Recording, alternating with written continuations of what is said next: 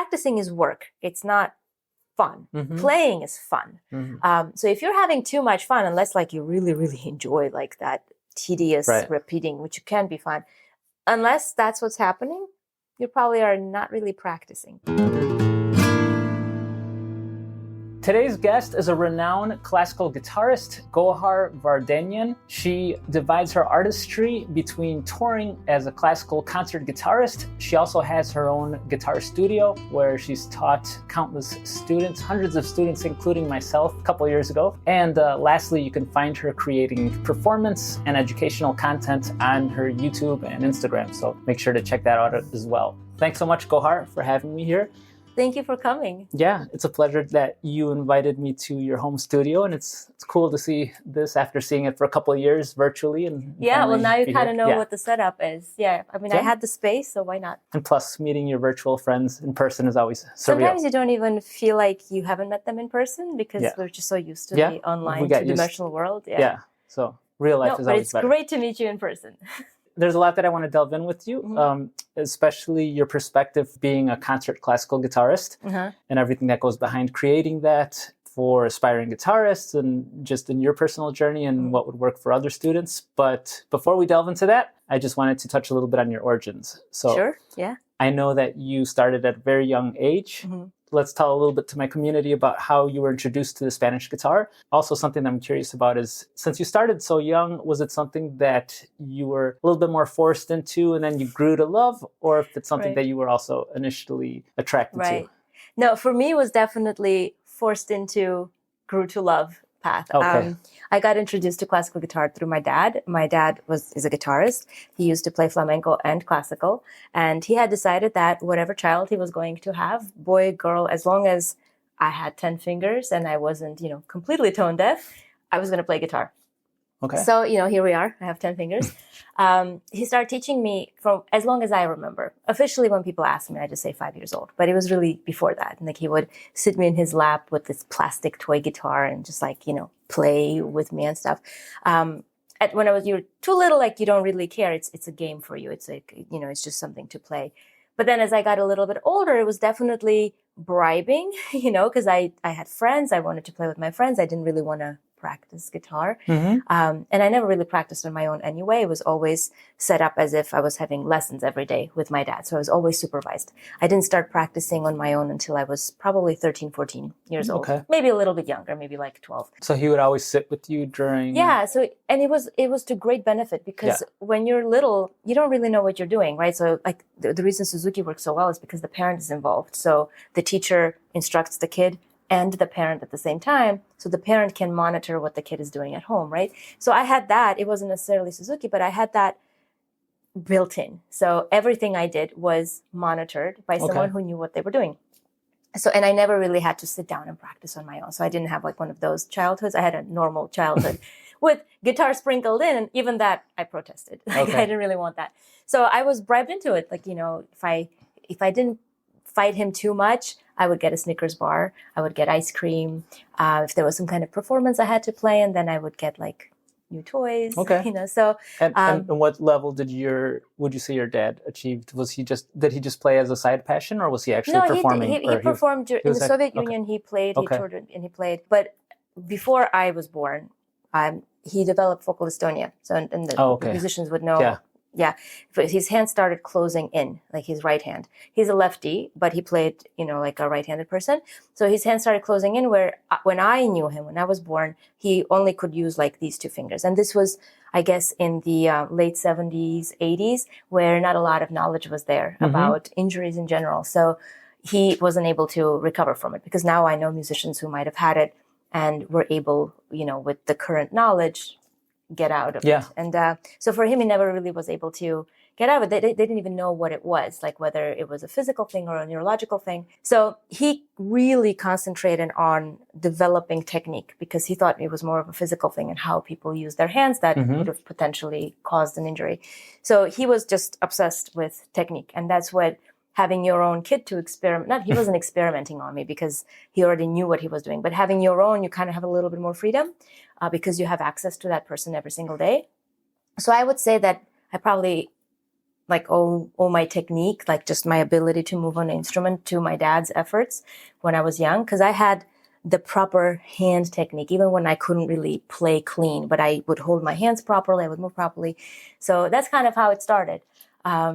So your dad was just trying to also safeguard you from any injuries in the future? Potentially, yeah. I mean, you can always over-practice and be stupid about Mm-hmm. it and still hurt yourself, even if you have the best technique, which I never over-practice. There's always the other opposite problem. But so he probably, the level he achieved was giving me physical abilities on the instrument. I can't say we dove too much into musicality or anything. And I was also too young and just could not care less at that age to be all musical and stuff. That came later when I started studying with my other teachers, and I was old enough to care and to develop musically. Sure.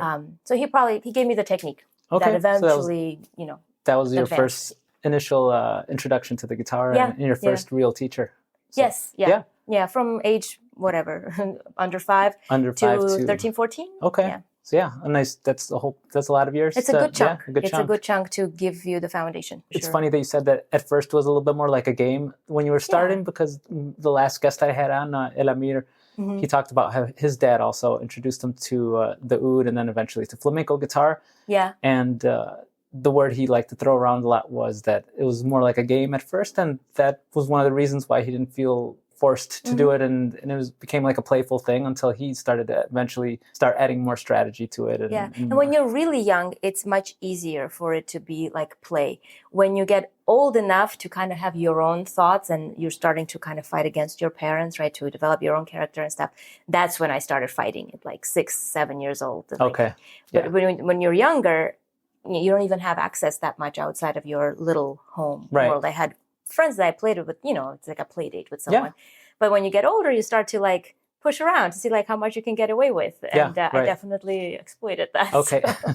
On the topic of age, what are your thoughts on, as an educator and from your experience in the past, like with people who use that as a crutch that, I mean, a lot of us wish we would have started at that age and like in our early years, but some of us don't start till latter years, or some people who are also professionals in other fields and want to start in their 40s, 50s. Do you still feel like that's still a chance to reach a certain level of mastery? Definitely. I think to reach a certain level, you just have to, I think, be realistic about the level that you could reach. I've seen people start late teens, early 20s and reach incredible level what they're playing. The only thing that I always tell like my adult students, because I teach a lot of adult students, the only thing that I've noticed that usually when I see in a player and when I ask and I find out they started when they were young, I'm like, yeah, not surprising, is that extreme speed that sometimes people can have, like the really crazy virtuosic speed that comes with ease. You can push and play fast, but there's like this difficulty that is noticeable. But the ones that are just like flowing and are playing with ease and you don't even notice, usually those people started when they were very young. It's almost like you grow with it and your brain develops with that kind of movement. Beyond that, like that effortless virtuosity, I think everything else is achievable through hard work.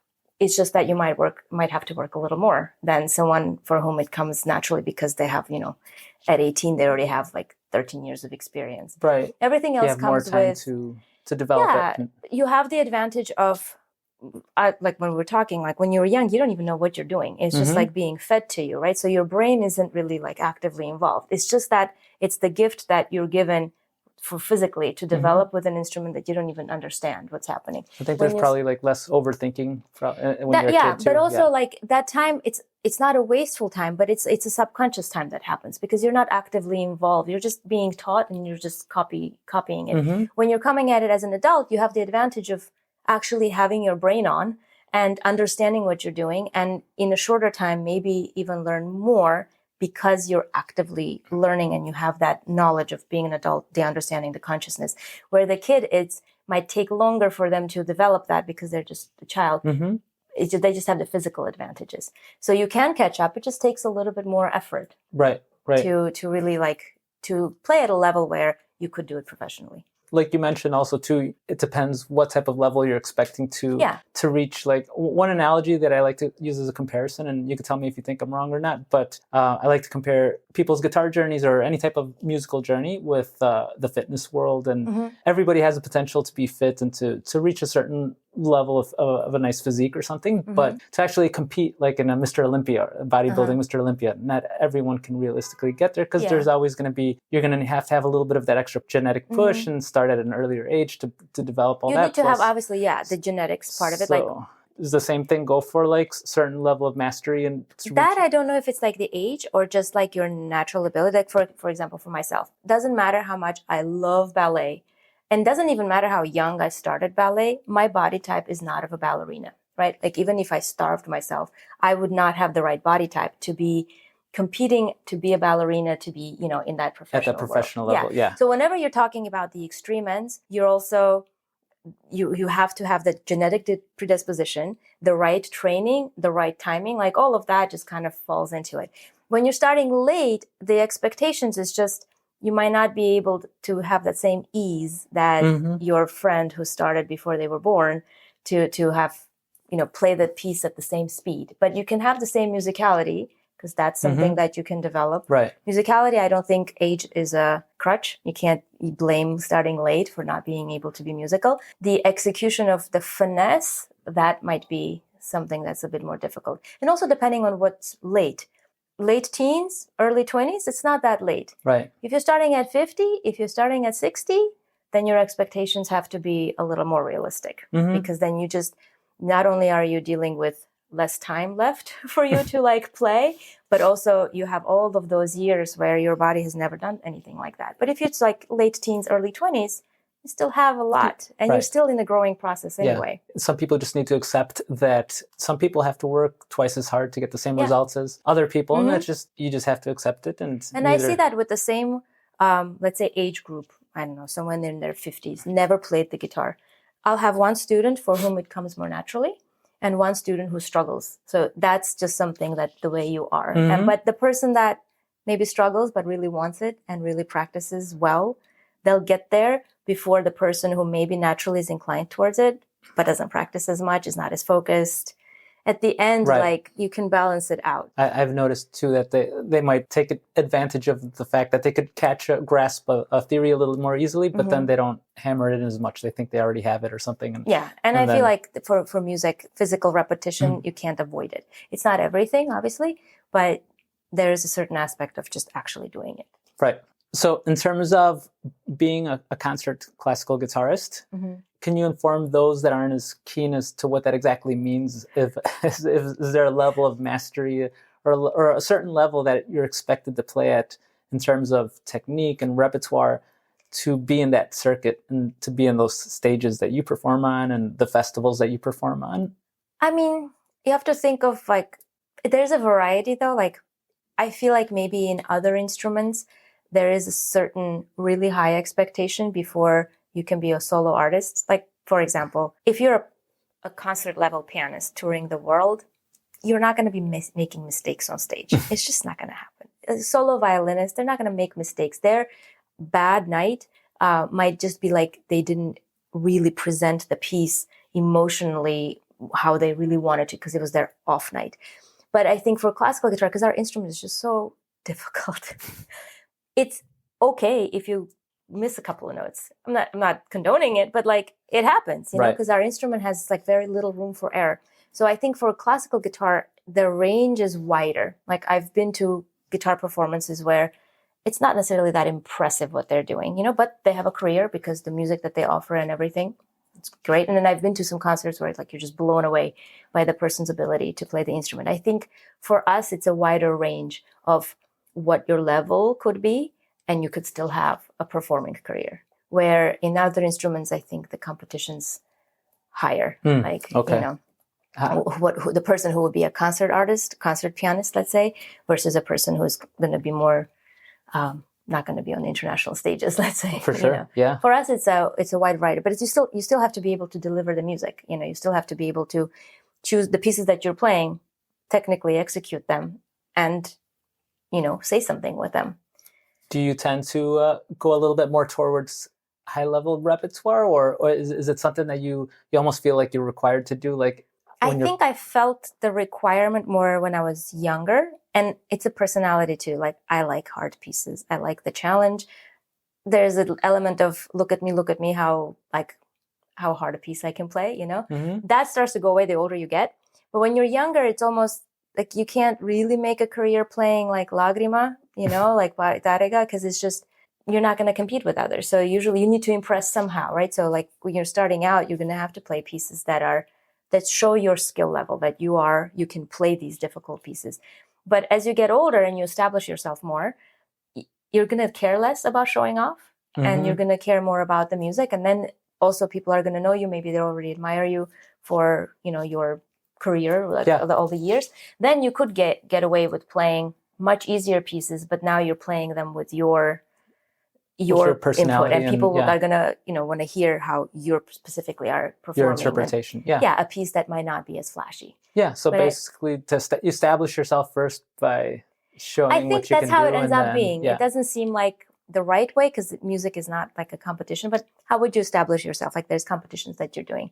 And if you're competing in a artist competition, you have to play difficult repertoire, because you're going to get, if someone plays really easy things and plays it perfectly, and the next guy plays really difficult pieces and plays it perfectly, who do you think is going to win? Right? They're both played perfectly, but like clearly the one that also had more challenge. I'm not saying that one is like better, but when you're competing for specifically talking about competitions, and when you're playing concerts, or when you're first starting out, that's kind of the route people go through competitions. Right. And it has to be something interesting, for people to. Things I feel like are changing now because of social media. Because I noticed that people who are playing at an okay level, let's just say, not like you're not going to be blown away by their physical, technical abilities, but they have a very big following on social media. So they're getting popular, but their playing is like, it's great. It's not bad. Of course it's bad. Like, no one's going to advance, but you can grow a huge audience for whatever reason. And you would never win a guitar competition in your life, because like the skill level isn't there, but people will buy tickets to go see you play. Right. So that's changing. Well, I'd like to say, like, on that note, that specifically, I think that always comes to show that people connect with the artist themselves over, this is just speaking across all genres, that's when somebody gets knocked down for playing too low level, or that they're not too advanced, it's usually that people are just connecting because they're connecting with that specific artist, and they don't care what their level is or I think that's what the social media is kind of opening and now it's up. bleeding into the classical world, where that wasn't always the case. Because before, also, we don't have the gatekeepers as much anymore. Like, before, the gatekeepers were like the recording and the labels, the managers, the agencies. You don't really need to have an agent really anymore. Right. It's great if you do, but you don't have to be able to make a living doing it. So you don't have that filtration system, where before, like, it had someone was keeping that gate. Like, okay, you're going to hire this person, or they're going to hire that person for the new record. Now it's more open, so the people decide what they like. And you're right, maybe they're more connected to the more beautiful pieces that might not be that challenging, but the way it's delivered, or the specific person. Yeah, the way a specific person interprets that piece. Yeah. And that's just something it's changing, so you have to kind of adapt to it. So when the level is there, it's like, again, it's a mix. Right. Sometimes you're going to be blown away, and sometimes it's like, it's just beautiful music and you don't really care, how flashy it is or not. For your personal enjoyment, is that how you feel about it basically too? My personal enjoyment, I like the flashy stuff. You like you like hearing the flashy stuff? No, for myself. I mean when I'm playing. I mean, when you actually go out to listen or see a concert, how do you feel about? Are you usually looking to go see? I like to, or does if I'm being honest. Does it depend on the artist too? I'm trying to, if it's a friend I'm playing, I don't care. I'm going to go. If it's a friend playing, it's a colleague playing, it's whatever they're playing, it's great. Right. But if I'm being honest with myself, like, looking back the last couple of years, the concerts where I walked out and I'm like, oh my God. Usually. You like to see a little bit of the flash. It's been, it's been something that, like, you watch them play and you're like, how in the world do they do that? So I like to see the fireworks. But those fireworks are not necessarily like fast and like loud. That's not, it could be musicality fireworks, that how musical something really was. But generally it's going to include, a little bit of showing off. I mean, I think for me it's a blend too. Yeah. Sometimes I'm okay on either end of the spectrum, and sometimes one can be too extreme. And like if it's too much flash just for the whole night, then it's like, if it's the whole night, it gets a little bit boring. Okay, I could get bored too, but if it's a nice mix, okay, yeah, where a nice mix is ideal. Like they show their musicality. You have these pieces that really evoke some kind of emotion, but they also show like, hey, I'm doing this and you can't do it. It's like, I'm joking, of course, but you watch that and it's impressive. It's impressive when you see a human just like yourself achieve something that is really difficult to, like, the amount of work that goes into it. I think it's admirable. So I think that's part of the mystique from general audiences. I mean, that see any level of player, that they're always mystified by the ability. So, but us as musicians, we're always going to see it on a different we know what's under the hood. Yeah. We know exactly like what they're doing, whether it's like really difficult and they're achieving it. It's like, wow, how easy, how musical, and yet like how difficult it actually is. Or it looks fancy, but it's actually not that hard to do, which sometimes impresses musicians. You're like, oh my God, this is so hard. And it's like, nah, it's really not. But I like to compare it to the magician's smoke and mirrors, as they say. Especially in flamenco, people get very impressed by some of the smaller little rasgueados. And oh my God, those are so impressive. Yeah. I mean, you don't have to do much besides one quick rasgueado. I had that conversation with a mom of a student, and she had seen a video of someone playing, and like that part, it was a Rodrigo piece, if I'm not mistaken. It had some rasgueados in it. And he's like, oh my God, this is so light. And I'm like, listen, that's the easiest part. That's the easiest. That is literally, and the student knew, like, he's like, see, I told you, it's literally the easiest part to do, but it's so impressive looking. And yet the part that looks very smooth and not like a big deal, that's actually hard to do. Exactly. Like that way. But that's not what it's impressive looking. Yeah, I totally agree. I've seen that from audiences. Yeah. But I mean, we're also treating it's music, right? Like I mentioned it, we're making it seem like it's a sport, but it is music. Ultimately, it has to be emotive. Oh somehow. Yeah. In terms of concert prep, that's something else I wanted to ask you about. Yeah. What's your process like? I know we were talking about that yesterday a little bit when we went out, but tell me a little bit about your process of when you have a concert coming up, if it's a new piece or if it's an old versus an old piece, and when do you start preparing? How's your strategy and regimen? Because I've heard everybody has a different regimen. Different things. Yeah. It really will vary based on the program I'm playing, how old that program is, how many pieces on that program are something I've played a very long time or they're completely new. Personally, this far into playing concerts, I have, certain pieces that I've played for a while. And those I kind of think of as my columns that hold the program together, because I know staple pieces, Yeah, like I know that, if I play the newer ones not so well because they're new, at least like I can be like, hey, look, but I can play. I promise I can play by using the pieces that I've played for a while. Because the piece matures on stage. Like you can do all the practicing at home until you put it in front of people and you test it in front of people. You don't really have control over that piece. So the more you play it in front of people, the easier it becomes. What I do is I'll probably change about 20 minutes of the program. Usually, concerts are like a little over an hour, right? So with intermission, it's more. But let's say 60, 65 minutes of music, maybe 70 minutes of music. I'll have about 20 minutes of it whenever I do change. That would be the new ones that are getting introduced into the program. And the other pieces are something that I've played before, even maybe the year before. So I typically change my program around like maybe 2-3 years. Because realistically, I'm not going to repeat a place back to back. So if I'm playing concerts, I'm playing in different venues for different audiences. So of course, you're going to play the same repertoire for the year, or depending on how many concerts you play. Right. So for me, it's kind of 2-3 years where I start to repeat a venue where the audience might have some of the same people that came to my previous concert. In which case, it's nice to have something fresh in a program. I've never changed the whole entire program from scratch. Okay. So in that case, the pieces that I've been playing for a while, I don't need to start practicing them 6 months before a concert. It's something that I always play. So as long as I'm in shape, and maybe a week before the concert, I really, really practice them to just be more so in shape.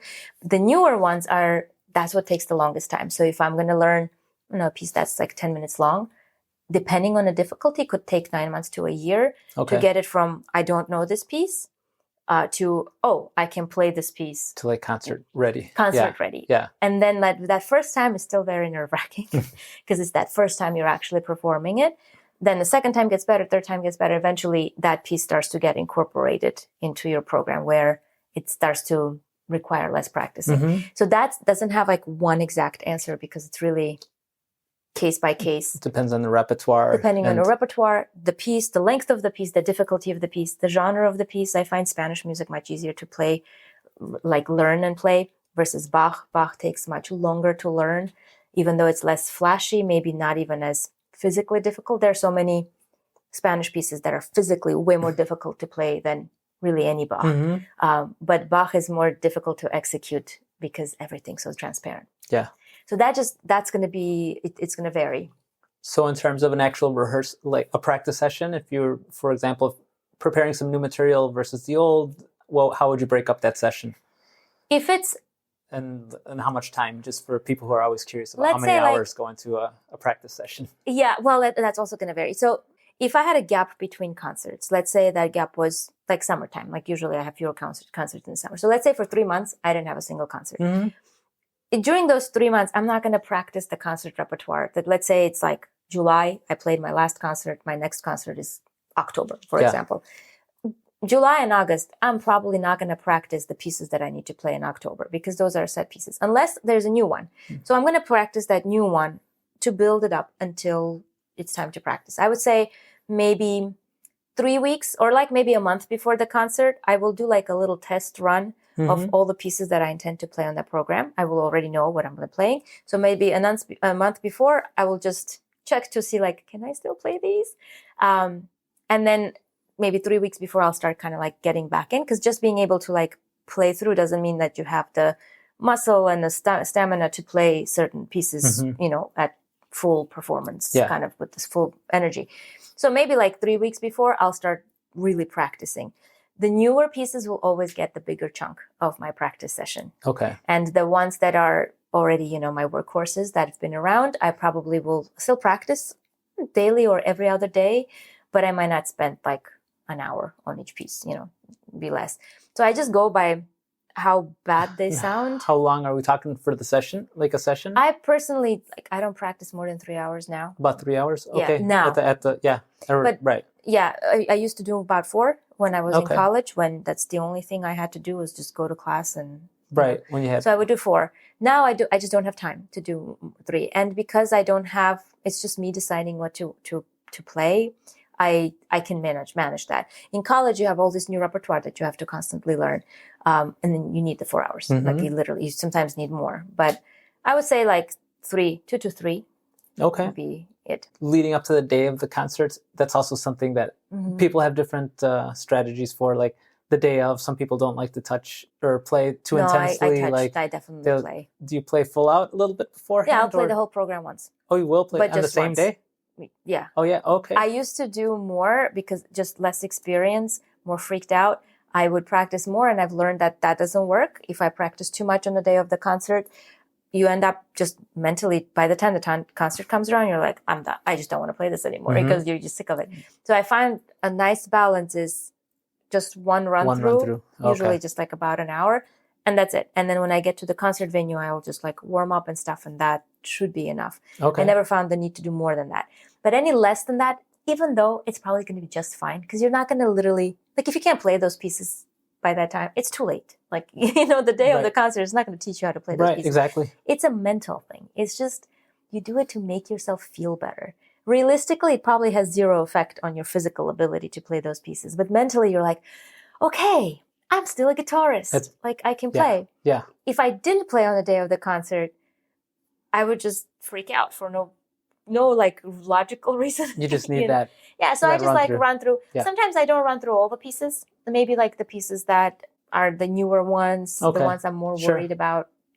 Yeah, but not overdoing it, because overdoing it is just, I have the capability of playing 4 hours a day, but usually the 4th hour, your hands aren't as fresh. And for the concert, you want it to be the freshest it can be, because you're gonna probably play more out, because you're in a big concert hall. You might accidentally play a little bit faster than you intend to, because you might be nervous. The nerves, yeah. Yeah, so you want your hands to be fresh so you can handle it. Okay. Yeah, that makes sense. Yeah. I mean, I've heard everything from people who don't like to play too intensely, and people who like to overdo it a little bit too much. I know people who like to take a nap right before. You know, I'm not a napper at all. I just cannot sleep in the afternoon. So taking a nap before the concert would probably disorient me. Like, like I'm not on this planet anymore. Same here. Some people have like specific routines. I've not consciously, but almost consciously, I don't have any specific routine, only because I don't want that to become a crutch. Because when you're playing around, you don't know what you're going to be doing on the day of the concert. Not always. Sometimes you don't get it your way, right? Like I prefer not to teach on the day, like not to teach a master class the day I perform. But have I had to do that? Of course. Yeah. So having like, if you have a certain routine that makes you get in a mood and get comfortable and you don't end up getting it, I don't want that to deter like a good performance. It could throw you off. So I always have it totally, whatever it is what it is.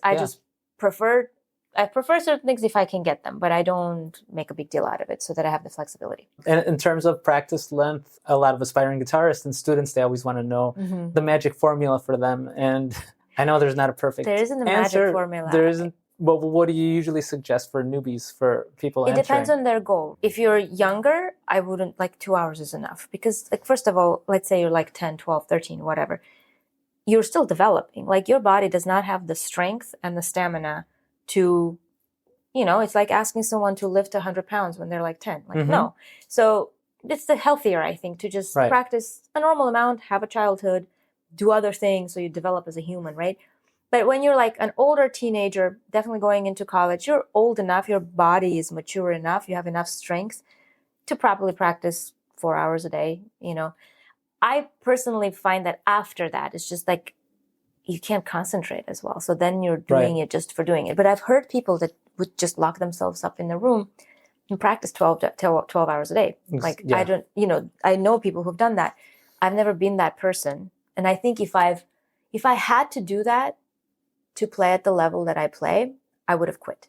Yeah. Yeah. It's just like, if you really need that much time to play at a certain level, you don't know like if you could have.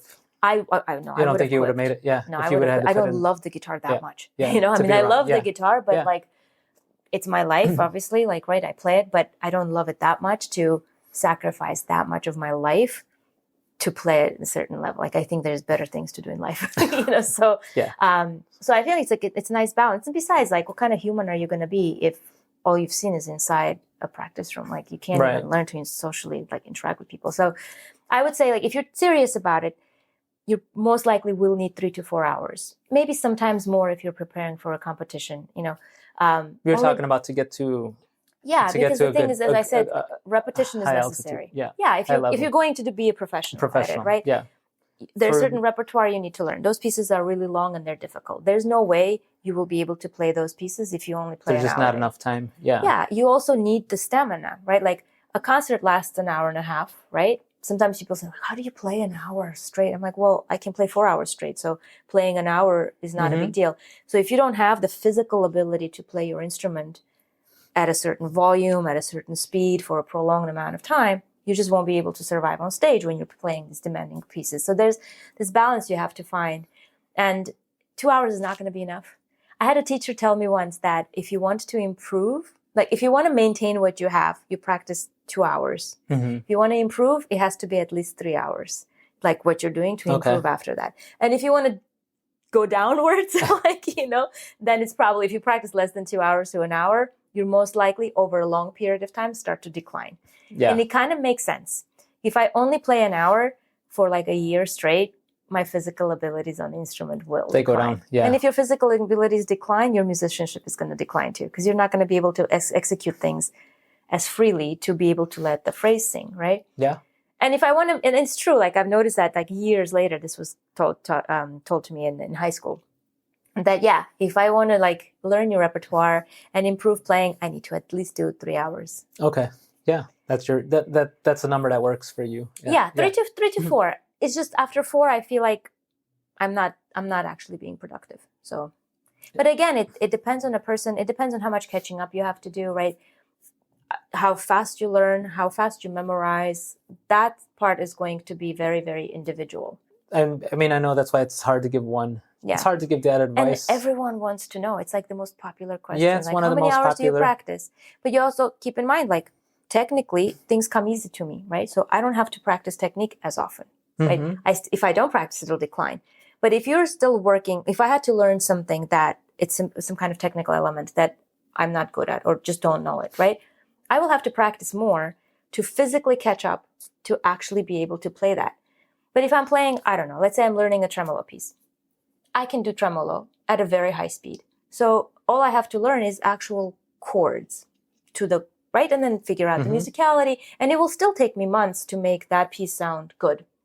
But if you're still working on your tremolo, then you're going to have to play even more, and it's going to take you even longer because you need to. So it's very like individual to the thing. There's no magic number. Like generally, I'd say no one's going to do less than 3 to 4. And achieve high levels, if you're like college level. If you're doing it for hobby, if you do 2 hours, it'll be great. It'll be, yeah. You don't need to do more than that. Like we were talking about earlier, I think consistency is a big one too. Yes, Even if you're getting in less, but being consistent, if it's every day, it's better for it to be every day than just trying to cram it in all in the weekend or that's like not gonna work. For your side passion. That's like a good recipe for an injury. Yeah. Not doing anything for a couple of days and then sitting down and practicing 5 hours on one day. Right. Perfect recipe. Yep, exactly. To like really ruin your hands. Yeah. Something that we didn't talk about is that I know you have a passion for flamenco. That I do. I came in a couple of days ago and we went to see a flamenco show. Ended up at a flamenco concert. So I was just curious, when did you get introduced to flamenco, and how come you didn't go down that direction or try to split your directions into flamenco? I got introduced to it from my dad because my dad played flamenco and from classical. We had like pictures of Paco de Lucia on like posters on our walls to a point where like when I was a kid, I thought they were actually my dad's pictures because my dad had a similar haircut. And they don't actually look the same, but the hair looked the same. So I thought it was my dad's pictures. And like a kid doesn't really have like that recognition of like stuff anyway. So when I was little, I played both. Very simple things like the Juan Martin, like bulerias and like sevillanas and soleares and stuff. So I kind of did start parallel. But then when we moved to the States and I was going to school for guitar, we were talking about that too, at least back then, the only degrees in music I could get would be in classical music. And also like being a female flamenco guitarist is a little bit harder, let's just say, than being a female classical guitarist. Like for me personally, male for classical guitar, I don't feel a difference. It's fine.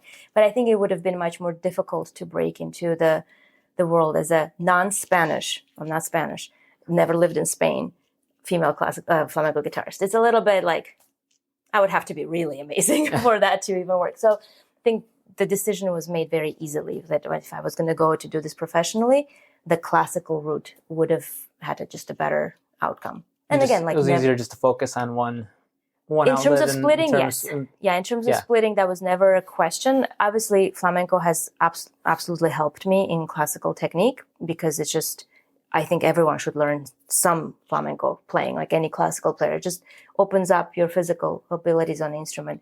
But it was never a question of like doing it professionally. Splitting it equally, too much. Even just the nails. Yeah. Like I would have totally ruined my nails practicing as much as I would need to play anything well, in flamenco. Even if, on a flamenco guitar with all the golpes, all the rasgueros, my nails would be shot.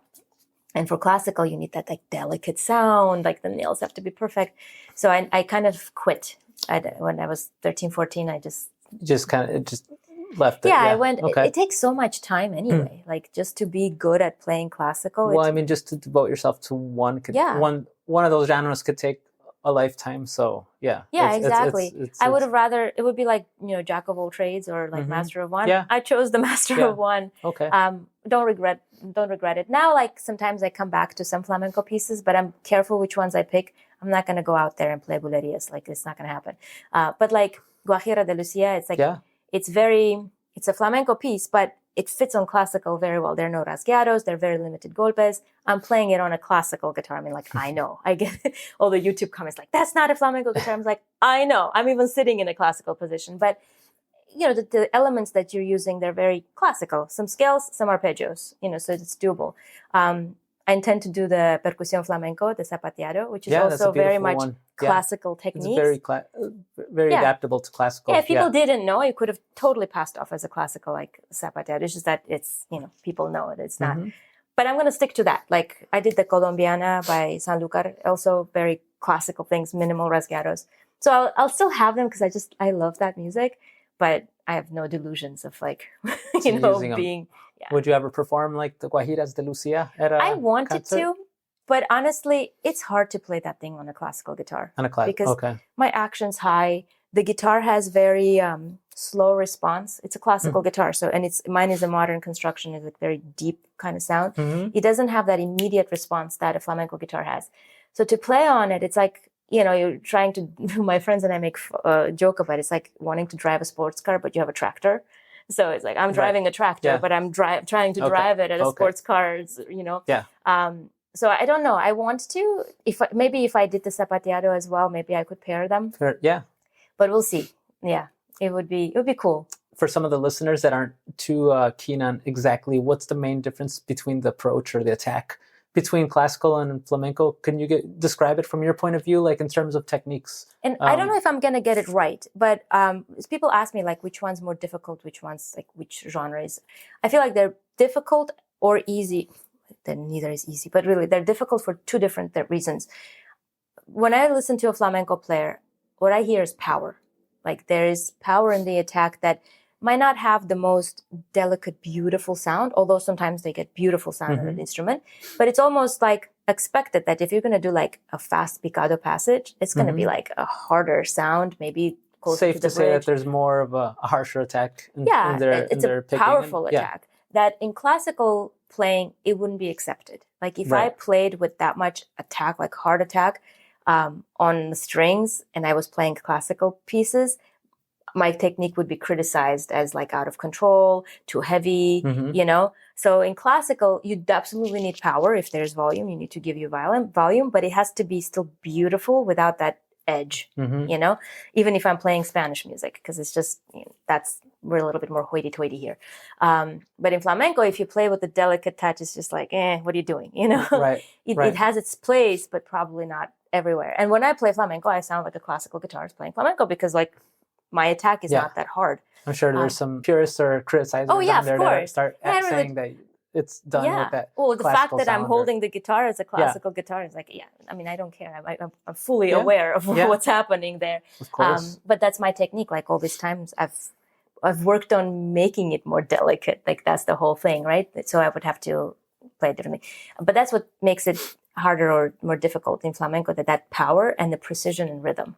Okay. That's difficult. There's no rubatos. Like maybe if you're playing a taranta, there's like a little bit of freedom. But if you're playing bolerias, there's no rubato in bolerias, it's in time. Right. Where in classical music, sometimes pieces require rhythm and sometimes you need to finesse. Like even the rhythmic pieces, you keep the big beat, but you need to move the middle so that it's a little bit of a different degree of the rubato and For romantic music, definitely a lot. Even in Bach, like if you play it totally straight, like people say there's no rubato in Bach, there is. It's just that you have to be tasteful about it. If I play it completely straight with not manipulating the beat at all, it's going to sound boring. Right.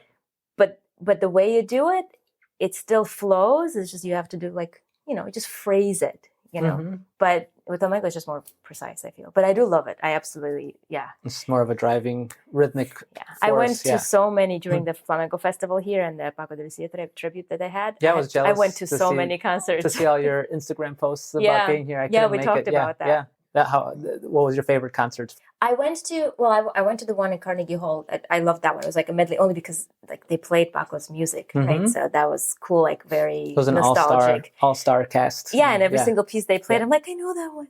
It's like, like the I loved all the guitar ones, but the one that really stood out to me, which I wasn't necessarily expecting, and it's not guitar related. I went to the Spanish National Ballet concert that they had at the guitar festival. Okay. And seeing it was not necessarily full on flamenco music. It was Spanish, obviously, but the dancing was like more classical dancing with flamenco. Like dancer absolutely had the zapateo. There is that what it's called? Yeah. So they had that. but they were like dressed more like classic without like the vibrant costumes and stuff. The first half was to orchestral music, and it was really cool. And then the second half, that's when they had like the typical like, you know, 2-3 guitarists playing in unison mostly. I guess it's for power, percussion, palmas, and voice. And that was more like what you expect from like flamenco music. Right. And then the dancing was like this mix. It was still kind of classical dancing, but they still felt flamenco. That one was really cool. And it was not necessarily guitar. It was just a little bit more of theatrical flamenco. And yeah, I really enjoyed that. And they did Almoraima, Paco de Lucía's Almoraima as an encore. Nice. That was cool. Yeah, very cool. Jumping over to being an educator. What do you think is the problem that holds back most of your just amateur guitarists that are just trying to do it for a side passion and they struggle with it for years and can't pass a certain level? Is there anything that you've seen as a pattern that holds people back? Is it lack of practice? Is it not lack of practicing in hours? It's lack of actually practicing versus just playing. Lack of focus in practice? Like literally practicing. Because when people say practicing, I could sit and play for 3 hours and achieve nothing. Right. Like, you're just playing. Or I could sit down for an hour and actually practice what I'm doing, meaning like break the piece apart, practice a small section at a slow tempo, listen to what's coming out of my guitar. If something's buzzing, maybe fix it. If I'm using the wrong fingers, like actually practicing, right? So playing versus practicing. I think if I had to generalize, that's the first thing that happens, that when an amateur is playing, like, or, you know, hobbyist is playing without an instructor, what they do is they just play over and over and over again. They'll make the same mistake over and over again. They enjoy the process, but then they're surprised why they're not improving, or like they can't play anything more difficult. It's just because they're not actually practicing. Exactly. Yeah. That's what I was curious about. It's funny that you mentioned that. Lack of metronome use. Yeah. No one uses the metronome. Like if I don't make them, you know, no slow practicing. They just literally play the piece wherever tempo they can. If something's messy, they attribute it to the fact that like, oh, well, I'm not a professional, so whatever. But no, like if that piece is not that hard, that's not a good excuse. You could absolutely do it well if you actually practice to do it well. Yeah, I think it's like a little bit of laziness because they just want to do like what would be considered more like almost like a concert run through all the time, which is the last thing you're supposed to be doing. It's the icing on the cake at the end. After you clean it up, you shouldn't always be performing the whole piece. You should be, if you have a limited amount of time, it's better just to work on that. I mean, if I'm learning something, if I can't play it, there's no run throughs. Like I'll start learning a piece by like reading through it, but then I have to slow it down, practice it if there are difficult sections. That's what I noticed. Like when they start taking lessons, they learn how to practice. And then still some of them never do it. So, you know, but the ones that latch onto it and actually start practicing and trust the process, because people say like, I personally think like if you're having too much fun when you're practicing, you probably aren't doing it right. Not to say that you shouldn't like the process. Practicing is work. It's not fun. Playing is fun. So if you're having too much fun, unless like you really, really enjoy like that tedious repeating, which can be fun, unless that's what's happening, you probably are not really practicing, because it can be annoying. Like you're doing the same thing 10 times in a row, 20 times in a row, slowly to a ticker. But if you trust that process, you do that for a couple of weeks. And then 3 weeks down the road, you play through the piece. It's going to sound much better than that first time. So, Yeah, that's a great point. That would be that's the biggest one you think you've seen. Yeah. Absolutely. It's not even... I'm not counting like bad technique. That's very common as well. Just like literally not holding your hands in a way is going to make it possible for you to play well. If we take that away, then it's playing versus practicing. Well, that's still connected to the playing versus practicing, because they're not correcting something. They're just letting it slip. It could be just like lack of knowledge, right? Like so many times, like just the way they hold the guitar, I'm like, listen, no way are you going to be able to play anything slightly more difficult than a couple of notes if you're holding your guitar that way, or if you're holding your hand that way. So you won't be able to pass a certain. You're never going to be able to break a certain limit. I think that's when when someone's doing it without an instructor, like when they're doing it themselves, they don't have and I don't want to generalize, because there's some people who are very like intelligent and intuitive. They can tell, and even though they're self-taught, they pick up on things, and it could be from their life experience for whatever their career is, like they know. But most of the time, they don't have the foresight to know that this road takes you somewhere else. Right. You need to get on that road to go where you want to go. And as a professional, you know, like that's the power of having somebody mentor you and somebody assess you from the outside. I mean, for those who didn't know, even that's why I had some sessions with you a few years ago, because I was having some trouble with a couple of techniques. I had you, and I also got some help from Grisha Goryachev, also with some picado enhancements. He's amazing. And both of you helped me a ton, because it was just a question like little minor adjustments, and like in something that one can't see when they're doing it themselves, because you don't realize what it is. You're too much involved in it. That moderate tempo, and it works great.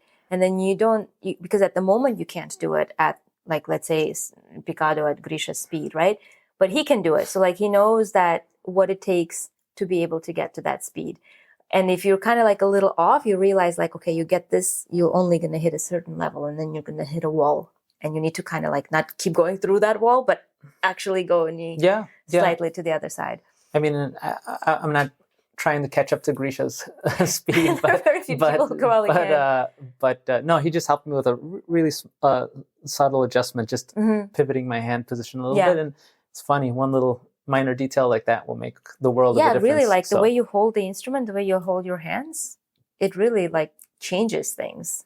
So that's why I would say, even if you're learning on your own, that's why it always helps to, even if it's to get even if it's not to get a regular amount of sessions, just to have somebody assess you every here and there, or at least once in a while, just to make sure you're on the right path. Or otherwise, you're going to keep going this way if you have the bad technique, like you said. So yeah, exactly. And especially if you've never had like formal training where you like really understand how things work, it just helps to be put on the right track. The last thing I was going to touch about is your social media and content creation process.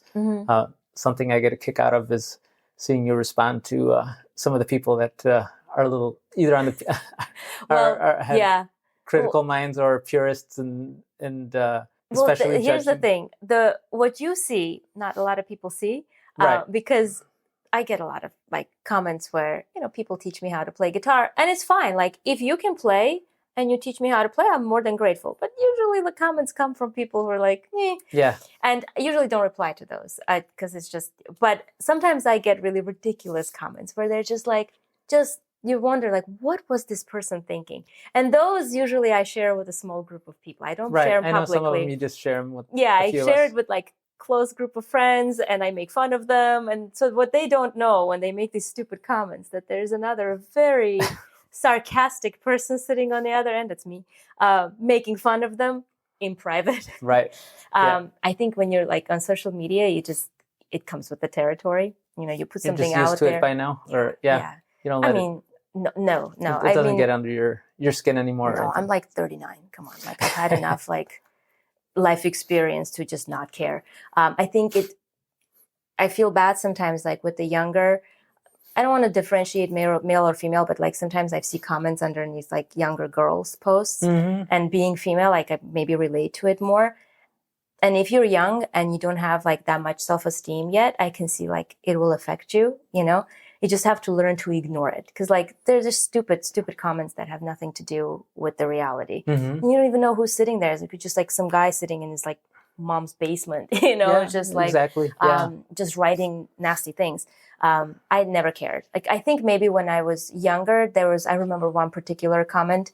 It wasn't even underneath my video. It was like a video was shared on a blog somewhere, and it was under La Vida Breve. Actually, I remember because I was like, I was in my 20s, and someone decided to spend, I don't know, half an hour of their life, write out a whole entire paragraph on how that performance was really bad.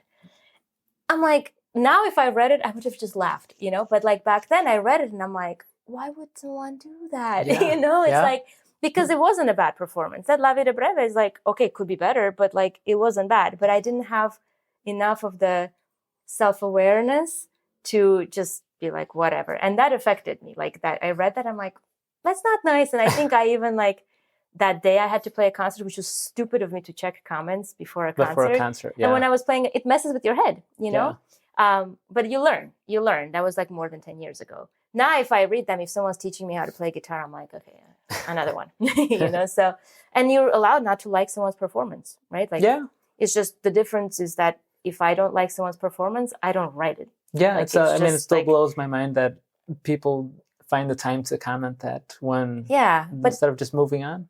And I personally just move on. Like, I appreciate the amount of work that goes into it. Maybe it wasn't to my liking, but I'm not gonna, you know, decide to spend my life writing about it. So you get used to it, and you have to realize, like, to anyone who's posting there, maybe they are younger and stuff, it's not about you. It's more about the person writing the comment. Yeah, exactly. I mean, that's why I say I feel sorry for them, because I mean, in the end, they're coming from a bad place in their mindset, or if they're writing stuff like that, that things that are unfathomable for me to think of writing. It's never going to be to your face, because no one would have the guts to kind of, I mean, maybe they will, but no one has come to my face would ever say and something told like me that. something. Yeah, exactly. No, it's easy to hide behind a screen. Just be like, an anonymous username, right? Like, you can't even tag who it is. I've been lucky enough where I haven't gotten that many crazy comments, but some of the videos that get a little bit more viral start getting bigger groups. So then I start getting some of the crazy comments. And somebody the other day even